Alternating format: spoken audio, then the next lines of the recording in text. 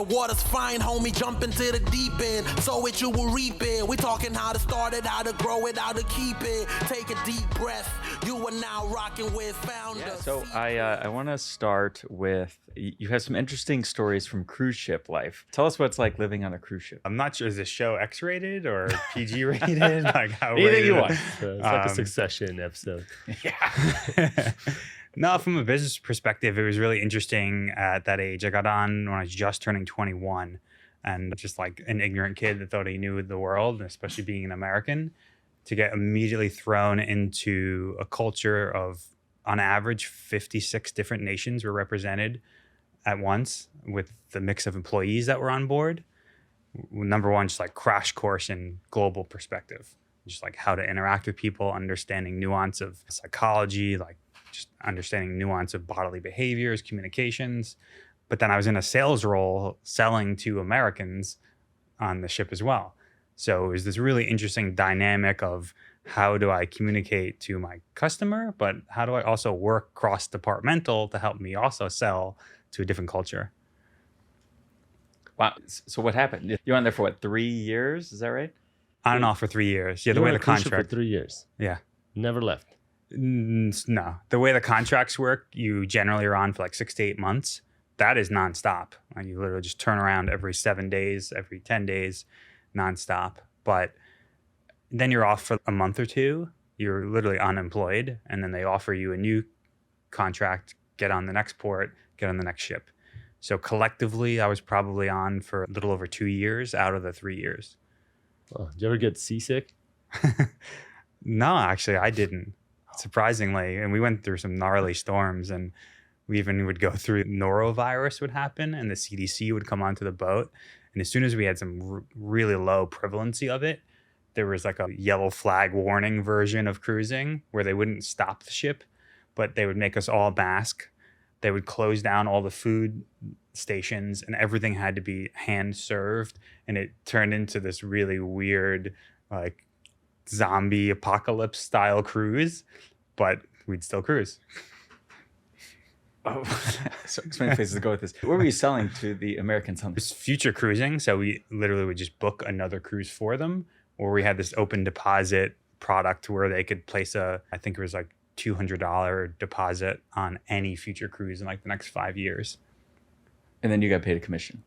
Yeah. You were a salesperson Yeah, to sell this stuff. exactly. That's crazy. It just speaks to how people can't fully enjoy the cruise when they're already like anxious and trying to buy the next cruise and put it on the deposit for it. It taught me a lot. Almost it took me to go through that to realize how I think more difficult identifying your customer is, because I was in this kind of shooting fish in a barrel moment. You think about it, I'm on a cruise ship selling cruises to 3,000 people that are on a cruise. So they always say, I think it's 3% are ready to buy what you do and 97% aren't. I had the inverse problem, which wasn't a problem, but it really skewed my view of sales as a kid. So I had to reconfigure what the value of that experience was, because that's not normal. In your current business, is your close rate 97%? Definitely not. Yes. So what do you think that there are lessons for entrepreneurs? And if someone is a young person and they want to start a business one day, would you recommend they go live on a cruise and sell future cruises? Two-part question, 100%. I recommend anyone as a kid to go on to a cruise. And it's funny, there's this flexion where people then retire onto cruises too, because I'll see these like 15, 60-year-old Americans come on as this pseudo-retirement. A lot of musicians and things as well, which is a different question. But as a kid, it exposed me to things that I, one, would never afford, perspective, travel that I got, and then I was getting paid on top of it. On the business side, I would agree, depending on the role you're in, for sure. It's this weird hierarchy on the ship of what position you're in. But the sales program I was in, we had a lot of freedom to cross-sell and develop relationships with the right departments. And that was a crash course in business, honestly. Was you very quickly identified which departments had better leverage or better access to like your high value customers. So over time, we'd foster better relationships as we learned which areas like our frequent buyers would go to. What's an example? What are the high leverage places on a cruise ship? Art auctions. So the art sales is always a very common thing if you've been on a cruise. When they're done well, they're the very high energy, fun events where people are looking to spend cash. So we would cross promote or even cross sell between that department. What do you auction? Art. Have you ever been on a cruise? I've been on a cruise. I've never heard of any of this. I've never been on a cruise. I didn't know there Oh, are there's a auctions. huge- on Yeah, So cruises. there's pieces of art on the wall, Yeah. and you're auctioning them off to people.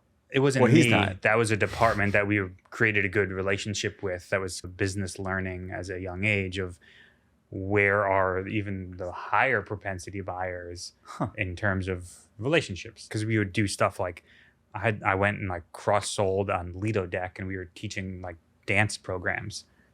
It was fun, but it never yielded anything. So as I understood, obviously, like where to then spend and double and triple our time down, it gave me that value of identifying partners. Historically, we just talked about a technology partner now that I have in our company. So I very much have that view of find the kind of highest close to your... If someone goes to an art auction, how much more likely were they to buy a future cruise than just somebody at the buffet? I wish I had the quantitative data, but we would open our desk specifically for an hour after the auction. And it wasn't Definitely normally more open. likely. Definitely And- more likely. Oh yeah, they would immediately come and we'd sell the deposit certificate thing. It was like $100 or $200. So we would sell dozens, if not hundreds of those every time after the auctions. That's brilliant. They were like primed. Yeah, because they're willing to spend like the two guys that I knew for the company and art, their average sale order was like $136. But they would sell immense amount of volume. And that's just because Carnival has a different demographic customer. They're not high end.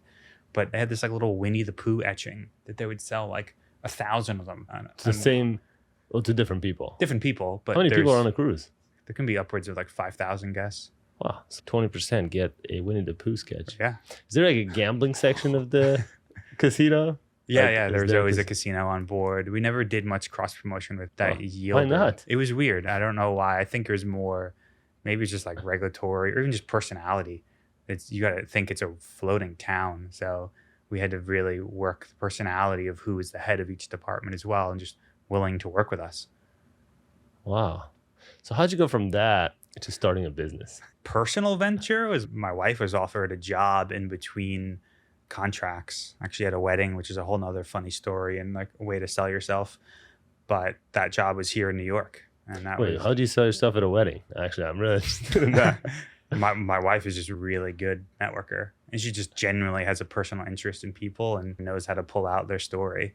And she just connected with an employer at the wedding that was looking to fill a role. And she actually worked at the same company for 12 years. Wow. Okay, so then that led to you moving. Yeah, that we made the decision to get off ships at that point, came to here with her employment. And then I wasn't employed at the time. My first job in New York was in like financial and technology consulting. I hated it, but used the leverage of kind of the data processing technology mindset to start the foundation of what Why'd you hate it? Because it was this corporate America, as you can imagine. So you'd prefer working on a cruise ship with 5,000 people that are like either gambling or like eating or whatever, the auctioning and all that, to being in corporate America 100%. on land. I That's was a interesting. master of my own domain, and I had no boss on the ship. 'Cause the way our department ran, our boss was shoreside. So in essence, I was running my own company at that point. No one I had to report to. And I was traveling around the world. Literally, I have friends all over the world I can still call now that are what I consider almost a community. It's how we met in a professional community now. I had a professional community that I didn't realize when I was 20 that I have friends I can call on the rest of my life. That's awesome. Okay, so you hated the corporate job. Yeah. Yeah. I leveraged time instead of raises. So I systematically started to negotiate working less hours per week than raises. So I got to the point where I was working 3 days a week, but being paid full time. So I used those How'd you do that? The same thing. I would say I appealed to a personality of part of my work was through a third-party contracting company. So for them, I still delivered the same output. They could still bill the same amount of hours, but they really didn't care how long it took me to get my work done.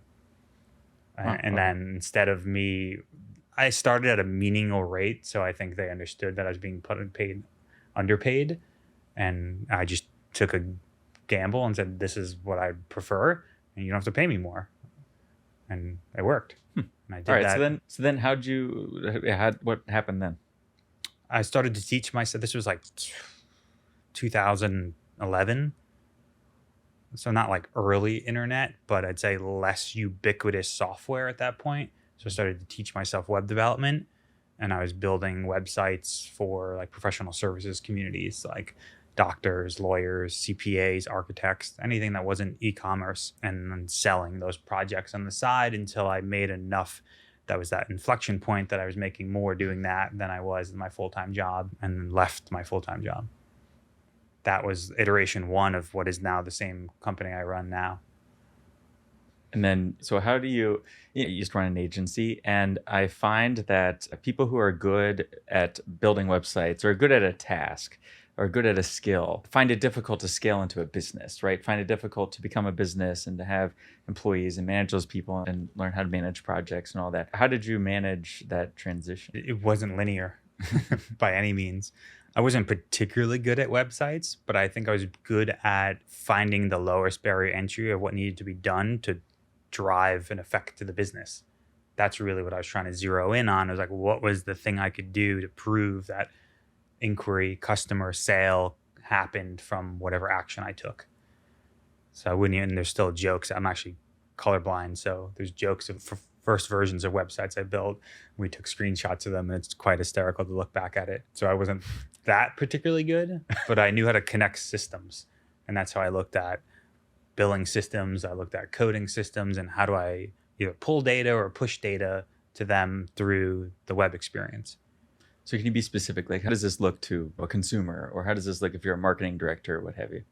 You have a consumer's perspective, they're not really going to see, but it's more the niche that's relevant now, because I'm in solely healthcare, is we were looking at coding and billing databases. So in the US healthcare system, we use a very structured data set, whenever you get diagnosed with something, and then whenever you get treatment, there's this universal language and data set. It's very one directional where that information goes. So we started to go, what if we tried to map the consumer language around what they were then diagnosed with and then what billed, to just understand the full user flow, and it started to work. And that's when we just doubled down into staying in healthcare. So there's not much perceived of this action externally, but it's really the internal just connection of what was disparate systems. Do you mean like you built like a portal for patients, like a MyChart, but for these doctors? No, again, don't even think about it as even like the end client does not have a facing portal. It's more of how do we carry forward the experience between these disparate systems? And that's usually just through some form of API or cookie tracking or just encryption. When the different systems, you mean the billing systems? It can be EHRs, EMRs, billing systems that between locations of the same like provider umbrella group. Yeah, you start with the web experience of like, where did that inquiry come from? What were they interacting with? What did they search? What was the paid channel? Almost thinking about it from like a Google Analytics standpoint, but Google Analytics is not HIPAA compliant, so you can't really use it to its power in healthcare. And then there's a whole other string of complexity in making sure that entire experience is encrypted. But historically, that data would just sit in the end platform, like EMR or EHR. And I'm talking about this was 10 years of work to navigate to this. This wasn't like we opened a door and like this system was built and we figured it out with a magical wand overnight. There's a lot of mistakes and process to get to that. I just flash forward 10 years basically. So a patient goes to the website. I'm very interested in this. I came from a doctor's appointment right now, and I waited for 45 minutes. And then I was was like, I'm done. I'm leaving. I gotta go. I got other things to do than wait here with a bunch of other sick people. And right as I left, they're like, let me see. I like, just wait a minute. And then they got me in. And all I needed was like the threat of the ultimate, like, I'm done. Then they brought us in. So it felt like not the greatest experience. So I'm wondering, like, what you seem to be really focused on this experience. And so is it true that you're helping providers helping doctors provide a better experience for the patients? Is that? Yeah, I don't want to misrepresent our services that we come in and do any kind of like physical operations, but we do have the data for you you left a review or we took feedback from you, and oftentimes it's the primary complaint point is wait times or not understanding your bill or just how they interacted with the staff. So we'll arm them with that data to show where they can improve and how they can improve over time. We're not going in and then training their staff or like looking at their operations from a physical perspective, but we have the technology and data to help them identify breakpoints in the experience.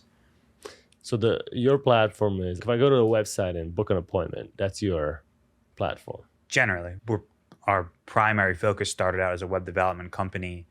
And one of the key lessons I was thinking about when you guys are throwing some questions was we started out as a web development company and kind of unknowingly acted as a custom development company, but didn't charge like we were. So when we were getting the same requests from clients separately and treating them isolated. So the same linear time was put into each one isolated. But then it was a decision we had to make early. Do we handle each project separately and the amount of man hours it goes in and become a truly custom shop in each scenario?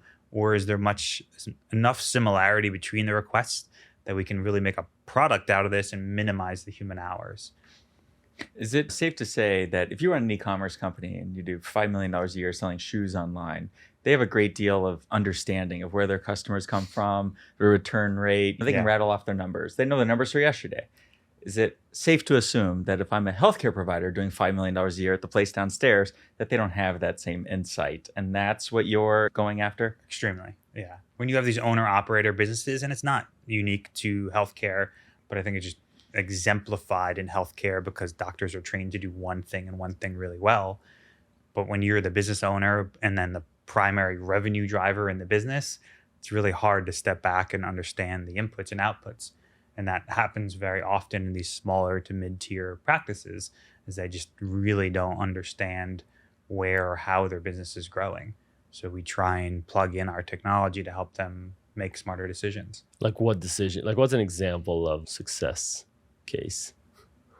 I'll be really specific on a blended example is just where to reinvest. If they're spending money, and it's very common, we'll come in and it'll be spending $1 million in Google ads and they'll go, it's working to some level because we're making more than we're putting in. Like, Wait, there's doctors' offices that spend $1 million a year on Google ads? That's not quite a bit more. And we're in the middle to lower tier of healthcare. There's a lot of health brands that spend considerably about more. Are you serious? Wow.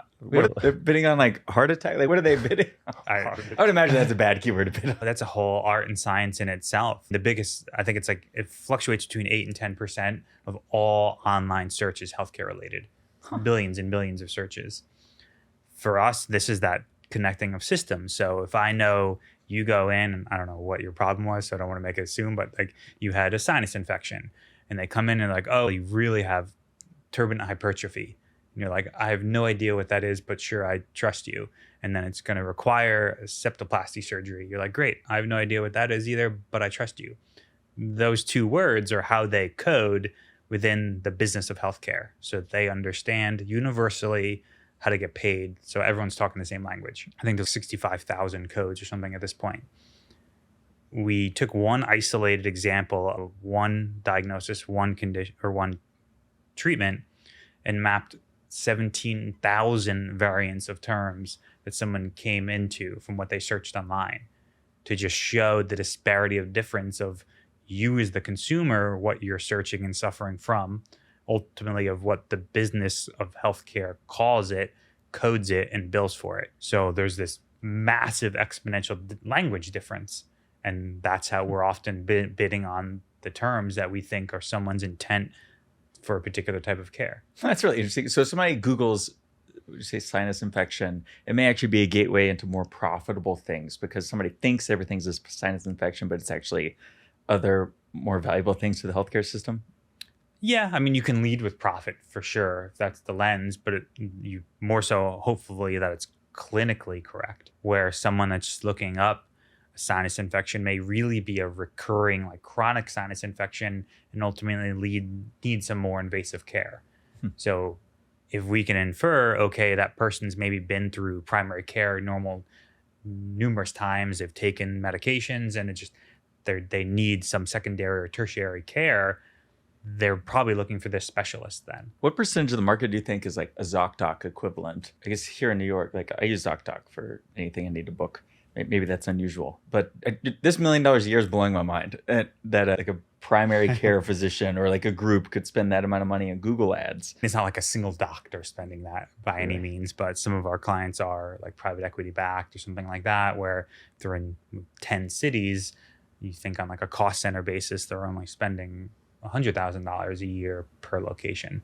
So take that dollar amount for what it is. It's not mom and pop Smith practice with one doctor spending that. I think your original question on ZocDoc, it's hard to say. They're definitely skewed. We know ZocDoc really well from we treat them as just another source of patient volume within the ecosystem or the whole landscape.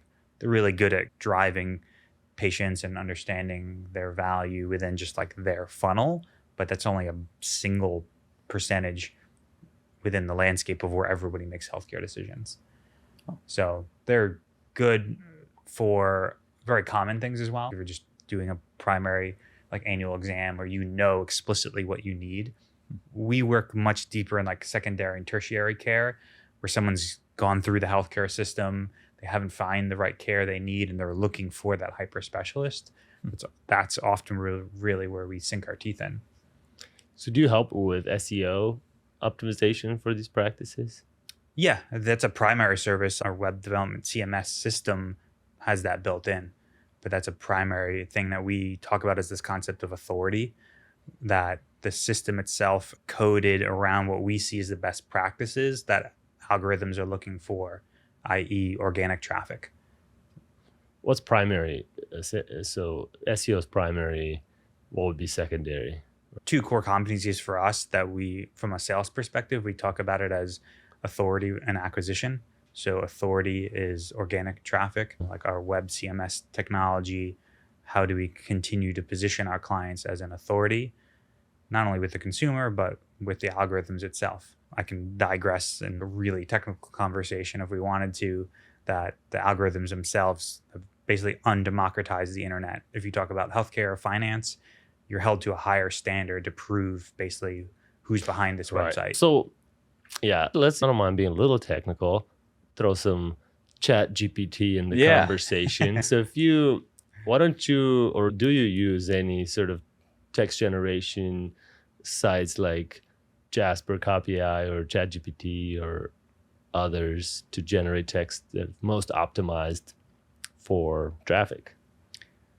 We use those technologies, but more for internal processes to just our operational output by employee. And it's still very early of just like how these technologies are being adopted. I'm very skeptical of just like using them as an input output, put that content out there to digest. And you've seen some like much smarter people than me put out some really near-term case studies of Google supposedly has an AI system like exponentially smarter than ChatGPT. They're just figuring out how to commercialize it from a revenue perspective. But as recently as a few weeks ago, there's a lot of case studies of websites that use these generative text systems just being crushed organically, like literally zero traffic. You're saying Google is They're flagging and smarter, identifying. so like their AI can detect the dumb AI. They're like, come on, guys, this is obviously AI. Says Google's AI. Basically, So it's a bit of an arms race. Whose AI can fool the other? Yeah, I'm forgetting the guy's name. They put it in context. They're saying for ChatGPT, every query costs them 2 cents from just a computing power standpoint.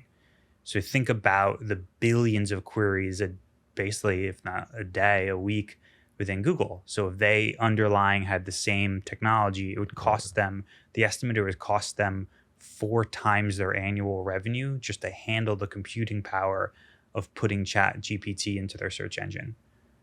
So they're just trying to figure out how to commercialize and monetize it and not crush themselves. And there's then the whole brand side of it is Chat GPT has no like historical brand value. Google's got to be a lot kind of higher barrier of trust because there's still a lot of misinformation within what Chat GPT is producing that Google can't just free open to the wild, and they would destroy their brand. But you do help these docs with creating content, like whether it's blog posts or specialized. You do that? Yeah, we did that. Like human devoid beings. of AI. Yeah. The side of that I think is unique is we lead the conversation of how to frame what they're thinking very medically into a consumer language. So we're peppering them with, if you want to talk about X procedure and you're naming them in this very dense medical jargon, you're literally just not going to speak to the end consumer. So we'll give them the framework going, this is the keywords and the language and the questions. Either you incorporate into it or you give us the baseline medical consensus information. Then our team will improve it to be a bit more consumer and layman friendly. So there's this kind of back and forth seesaw process that we work with. Question. Sorry, I'll stop after this one. But I always wonder, can you track all the way from, say, I make a Google search like, my head hurts, and I click on your website for one of your docs, and then I click on schedule appointment, and then I come to the appointment. You're saying you can track all the way through from there was me that showed up at the appointment, that hit the schedule button, and down to the actual words I typed in Google search. You can have that full, because I was with Google Analytics, man, it's just me. It never shows me keywords like, 20 people searched this. It never tells me John. We're not identifying the individual. That, and I'll put a giant caveat. There's a lot of compliance and regulation around healthcare. I'm not like, oh yeah, look, Flavio's got like an STD. Well, no, I just mean, is it him. possible technically to know what the person Googled when they come to your website? Yeah, I'm just saying it's de-identified. But yes, and we can track. Well, it's got to be identified because then you got to track them in the actual appointment, like the procedure and et cetera, no? Yeah, but that data can be connected without identifying an individual person. To you and your team. You're saying it's identified by the docs, but not for you.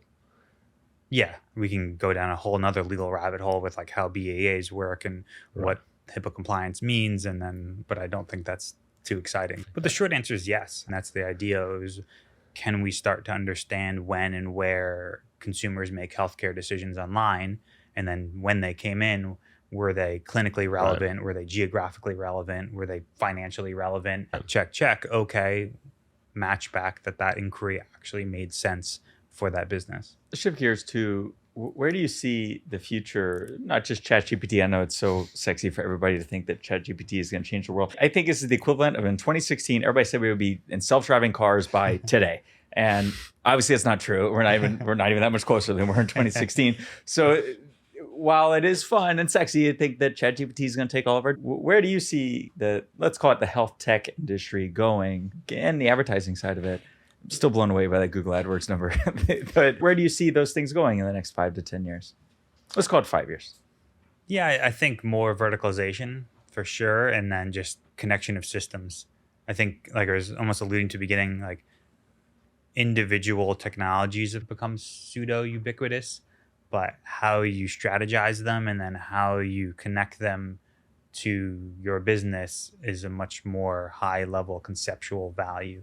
So these kind of more common tasks, I think, can be not fully outsourced, but massively increased in their kind of time output. We have even some of our developers just using different AI systems to help create like a baseline framework of like an API language or an API connection, So I think you're just seeing, if it took you 10 hours to write that piece of content or write that API connection, you can condense that efficiency down to 4 hours because you're getting this like initial framework to audit versus looking at a blank page. So I think just like in the efficiency level, I hope personally that just creates better work-life balance, to be honest. I don't think it's going to cause this like huge revolution where we're all like bowing down to iRobots, I think it's just going to create a better efficiency. That way, I hope we all look at the unit of time in a different way on a personal side. And the industry side, like you're saying, I think it's just a shift to like specialization and verticalization. What some of the people listening to this show are thinking of starting a business or very early in their business, what advice would you have for them or for yourself from 5 years ago or 10 years ago? I'll start with maybe if you've already started a business first. I'm not like an ideation guy by any means, but starting a business is just being really honest about what you want out of it to start on like the individual's level. When I think about it, when I started, I just wanted anything other than the job I wanted. I wanted the freedom of time, almost didn't care what it was. And then I got there and I was like, wait, okay, that was easy to do. Now what? And then that's when I identified the opportunity within healthcare. And then I really had a partner identify there's a business here. Like I could have stayed as a single consultant for years, probably made a good living. But then someone helped me identify, okay, there's processes that are repeatable under what you do. Let's take your specialty and build systems around it.